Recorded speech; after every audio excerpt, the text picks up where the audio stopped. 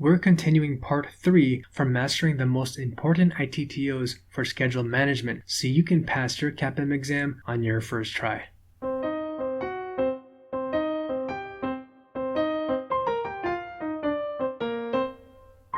Now before we get started, my name is Alvin and I'm here to help you pass your CAPM exam on your first try. So if this is your first time watching my videos, make sure you subscribe to my channel, hit that bell icon, and smash that like button so you're notified for when my next video comes out. And also, don't forget to download your exclusive free workbook of 100 practice questions to help you prepare for your exam over at alvinthepm.com/ebook.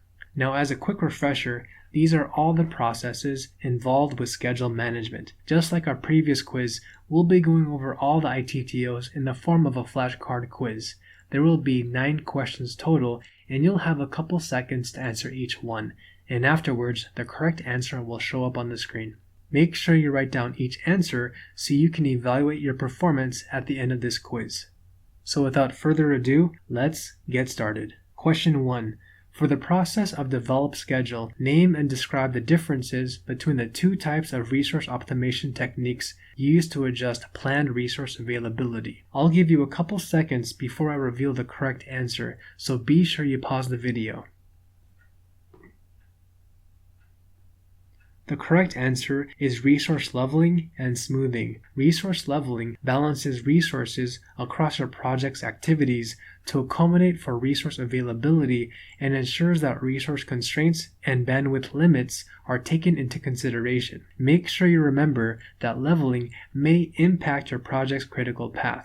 Now this can be a tricky concept to remember, and you may see this on the day of your CAPM exam. Resource smoothing, on the other hand, does not affect your critical path and only adjusts resources on the activities which have available free float.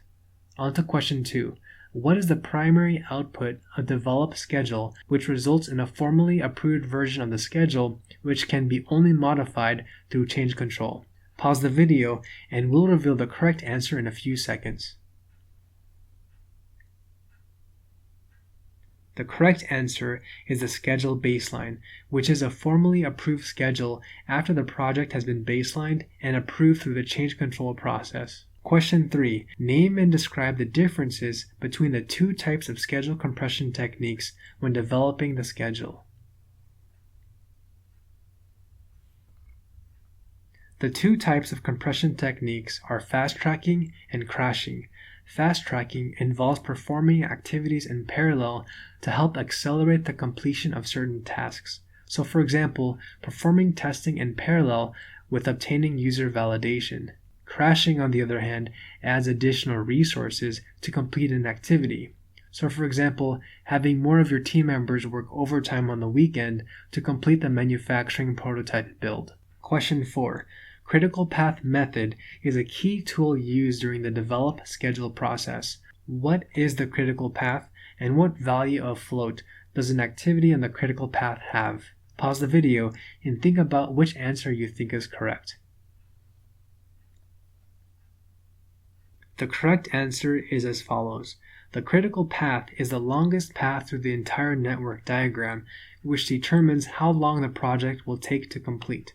Now what this means is that this is the longest sequence of activities. As an exam tip, make sure you understand this concept thoroughly. The critical path activity has 0 float, and any activity that's delayed on your critical path will delay your project's completion date. In this example, there are 3 paths for this specific network diagram, and since path 1 has the longest duration, it's the critical path that you should focus your efforts on managing so that the project's overall completion date is not delayed. On to our next question. Question 5. What is the key tool and technique used during develop schedule which determines the number of iterations in your release plan and helps prioritize which features need to be developed? The correct answer is Agile Release Planning. This provides an overview of the 3 to 6 month release schedule for determining the number of sprints in the release. Reference the slide for the entire process flow that's involved with breaking down your product vision into features and user stories. And by the way, if you're getting a lot of value out of today's video, and if you'd like to see more videos to help you pass your CAPM and PMP exam on your first try, make sure you hit subscribe along with that bell icon and smash that like button so you're notified for when my next video comes out. Now for question 6. What is a key output of developed schedule which results in the creation of a schedule model, including planned start and planned finish dates for each task? The correct answer is the project schedule. Examples include bar charts or Gantt charts, milestone charts, and product schedule network diagrams. On this slide, you can see an example of a typical project schedule. On this slide, you can see another example for a milestone chart. Now keep in mind that the milestone chart only lists the key landmarks or events on your project. On to question 7. What data analysis technique is used during the process for control schedule to evaluate your project's performance over time? Pause the video and think about which answer you think is correct. The correct answer is trend analysis. Trend analysis helps evaluate your project's performance over time and determine if it's improving or becoming worse. Meaning, are we projected to hit our planned completion dates based upon how we're performing? On to our next question. Question 8. What is a key input to control schedule which includes the raw data of project status and the progress of activities? Pause the video and we'll reveal the correct answer in a couple seconds. The correct answer is work performance data, which is the raw collected data of metrics of work being completed on your project. So for example, the durations of actual activities, the actual start and completion dates, as well as your actual activity progress. Now on to the next question. Question 9. What key tool and technique is used during the control schedule process to graphically show how much work remains in the backlog? The correct answer is the iteration backlog, which is a visual graph to track the actual remaining work from your team's backlog and compare this to the ideal and forecasted remaining work. This helps show if there is a significant variance in accomplished work and if the team will be on track to achieve a certain date.